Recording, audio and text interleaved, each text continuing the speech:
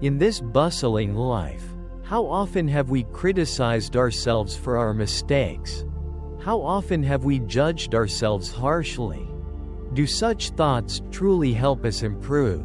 Or do they instead lead us into an endless cycle of sorrow? Challenging situations become even more burdensome when we turn against ourselves, interpreting our struggles as signs of inadequacy or unworthiness compared to others. In reality, we often judge ourselves more severely than we judge others, especially during times of error or stress. This harsh self-criticism isolates us, diminishes our happiness, and intensifies our anxiety. It can even drive us to seek solace by criticizing others, further perpetuating the cycle of negativity. Let us embark on a journey of understanding together, realizing that we are not defined by the mistakes we have made but by the awareness and renewal we choose to embrace. Like a climber who, despite falling, continues steadfastly toward the summit, we too must press on. It is akin to a child cradled in a mother's arms, where mistakes are met with the warmth of unconditional love. How, then, can we not treat ourselves with the same kindness that a mother bestows upon her child? If this message resonates with you, do not forget to like this video, subscribe to the channel, and leave a comment affirming, "I am the strongest and most complete version of myself." Together, let us spread this positive energy to others. Your engagement is incredibly meaningful to us. Self-criticism, a heavy burden we choose to carry. Self-criticism often stems from a noble intention, the desire to improve oneself and become better. However, it frequently manifests through overly harsh internal judgments, such as, "I'm worthless," or "I can't do anything right." Many people believe that being strict with oneself is the key to achieving great goals. Yet, this mindset often leads to a cycle of dissatisfaction, preventing us from holding our heads high and seeing ourselves through a positive lens.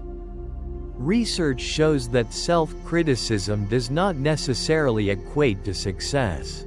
Setting excessively high expectations can leave a part of us perpetually trapped in guilt and frustration. A Buddhist parable. One day, a disciple of the Buddha was plagued by self-reproach for failing to grasp the teachings fully. He said, "Lord Buddha, I am worthless because I cannot understand the truths you teach." The Buddha calmly responded, "The mind of blame is like a heavy stone. By clinging to it, you only add to your suffering. Let go, and your heart will feel lighter." In the Anguttara Nikaya, Numerical Discourses, the Buddha further taught, "Remember, it is your own mind that causes you suffering. Others need not add to it." Neuroscience reveals that self-criticism activates the brain's threat system, triggering the fight or flight response. This natural survival mechanism perceives internal self-judgment as a threat.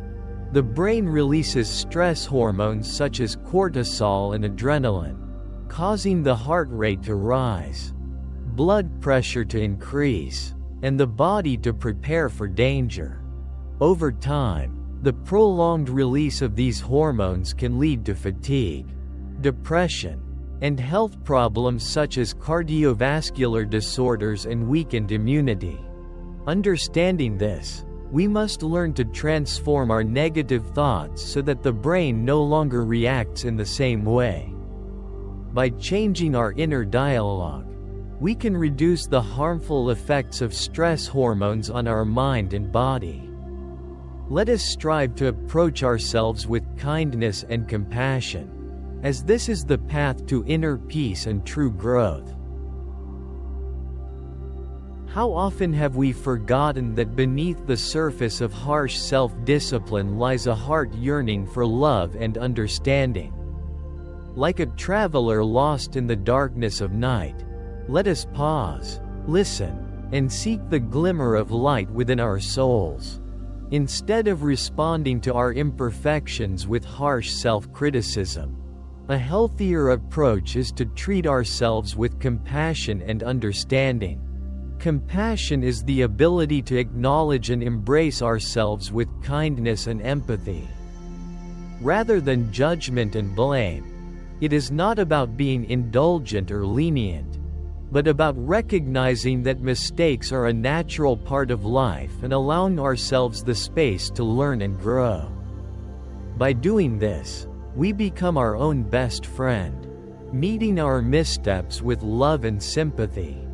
To practice compassion, we can start with small exercises, such as placing a hand on our heart, taking deep breaths, and reminding ourselves that we are not perfect, and that is perfectly okay. This imperfection does not diminish our intrinsic worth. Another simple practice is to journal positive moments from the day, reminding ourselves that we are worthy of love and kindness.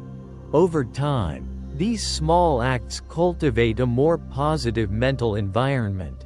When facing difficulties, imagine yourself as a dear friend. How would this friend treat you? Would they judge or console you? Research reveals that individuals who treat themselves with compassion rather than self-criticism during challenging times experience better physical and mental health. Self-compassion reduces stress, fosters resilience, and nurtures a sense of inner peace. Let us then approach our struggles not as adversaries, but as opportunities to extend compassion toward ourselves. In this way, we transform our hearts into sanctuaries of kindness and growth. How to practice self-compassion. Time required: 5 minutes.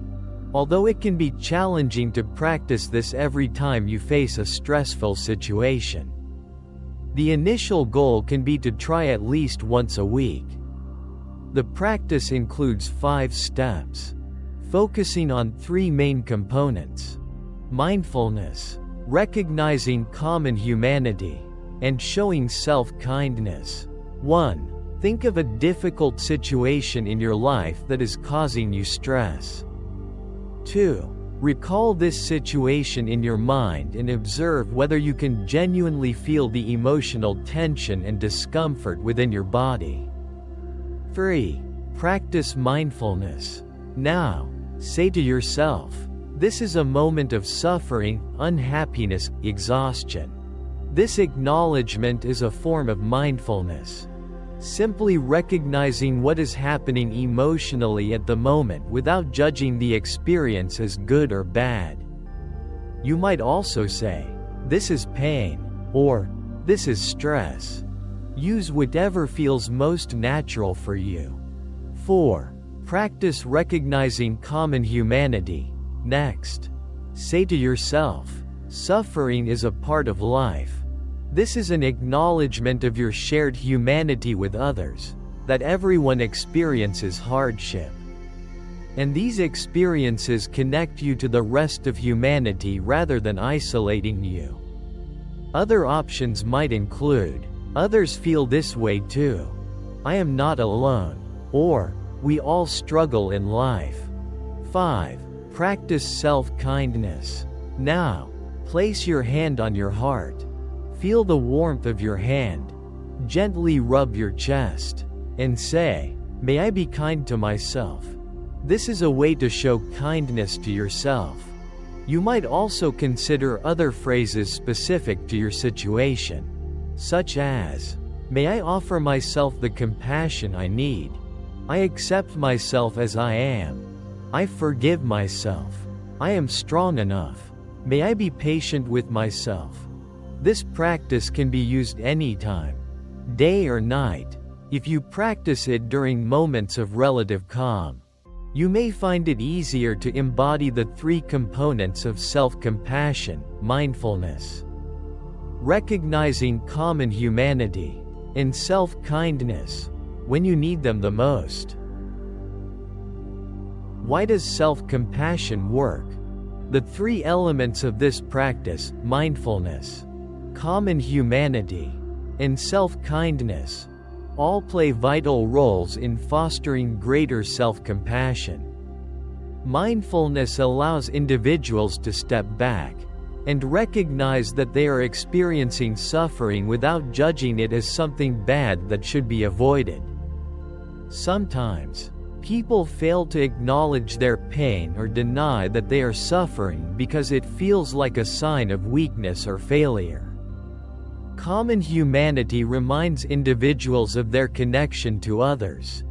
Everyone suffers at some point in their lives, and alleviates feelings of loneliness and isolation. Self-kindness is a positive expression of self-care, helping individuals clarify their intentions for how they want to treat themselves. By going through these steps in response to a stressful experience, individuals can replace their inner critical voice with a more compassionate one, a voice that comforts and reassures rather than scolds them for their perceived shortcomings. This makes it easier to release tension and arrive at a place of calm, acceptance, and happiness. Life is not measured by our mistakes but by how we rise, learn, and grow from those experiences. Challenges serve to shape us, strengthen our ability to learn, and equip us to face life's obstacles with resilience. Practice self-compassion as a spiritual path, a journey where love can spread and bring peace to yourself and those around you. This is how we rediscover tranquility and joy in life.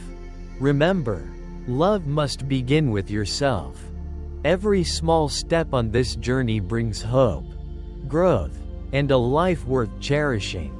Start today with small actions, such as journaling, reminding yourself of the positives in life, and practicing exercises to strengthen your spirit. You are worthy of love, and each small step today will lead to greater achievements tomorrow.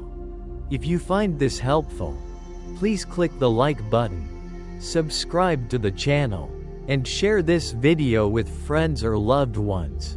Your actions not only help spread a positive message but also provide immense encouragement for us to continue creating meaningful content.